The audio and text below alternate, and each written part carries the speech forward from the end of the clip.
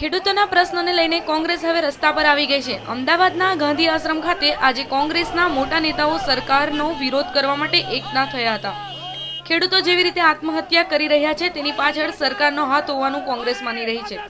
જો ખેડૂતોને ખેત પેદાશના પોષણક્ષમ ભાવ મળે તો ખેડૂતો આત્મહત્યા તરફ ના વળે।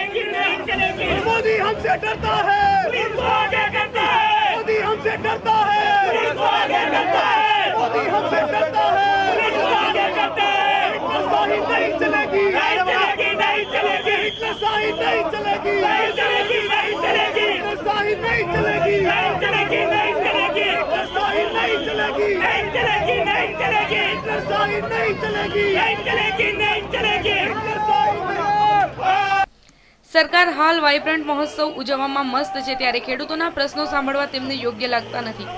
ખેડૂતોને આપવામાં આવેલ પેકેજ પણ ખેડૂતો માટે હાસ્યાસ્પદ અને મજાક જેવું છે। આજે સવારે અમે બધા ગાંધી ચિંધ્યા રસ્તે ગાંધી આશ્રમમાં ગાંધીજીના દર્શન કરવા માટે જ્યારે નીકળ્યા ત્યારે પોલીસે ગુજરાત ભાજપની સરકારે અમારી ધરપકડ કરી।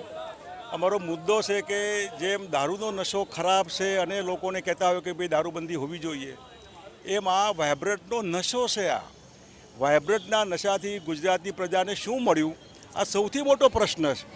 જો અંગ્રેજો એ વખતે ગાંધીજીને આગળ જવા ન દેતા હોય ને એમને રોકતા હોય ને એમને બી જેલમાં લઈ જતા હોય તો આ નવા અંગ્રેજો એમઓયુના નશામાં ગુજરાતની પ્રજાને અમે જે કહેવા માગીએ છીએ કે આ શું જરૂરી છે?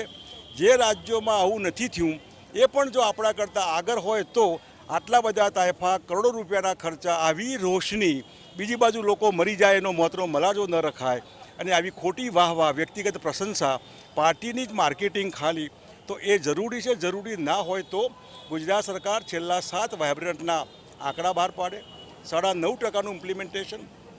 કોઈ પણ ઉદ્યોગપતિ ક્યારે ગાંડો ન હોય જે નુકસાન કરવા જાય। ગુજરાતની પબ્લિક તો વ્યાપારી પબ્લિક છે, આ સમજે કે ઉદ્યોગપતિઓને બોલાવવા માટે ઉદ્યોગપતિઓ કમાવા આવે, તમને કમાવી આપવા માટે નહીં। અને નોકરી તો આટલા વાઇબ્રન્ટમાં કોને મળી તો 10 લાખ બેકાર કેમ છે? આવા અનેક મુદ્દા એની બીજી સાઈડ બતાવવા માટે અમે આ કાર્યક્રમ લીધેલો અને ગાંધીજીના આગળ અમે જવા નીકળ્યા ત્યાં તમે ગાંધીજીના આશ્રમમાં જવા માટે પરવાનગી નહીં મળે, હાઈકોર્ટે ના પાડી, સુપ્રીમ કોર્ટના ચીફ જસ્ટિસ પણ જો સરકારના વખાણ કરવાના હોય તો આ ન્યાયના દરવાજા પણ પબ્લિક માટે બંધ છે। આની દેશની જનતાએ ગંભીરતાથી નોંધ લેવી જોઈએ। આ વિરોધ પ્રદર્શનમાં કોંગ્રેસના 150થી વધુ નેતાઓની પોલીસે અટકાયત કરી હતી। કેમેરામેન કૃણાલ રાણા સાથે મિહિર દુધરેજિયા, ન્યૂઝ ઓનલાઇન, અમદાવાદ।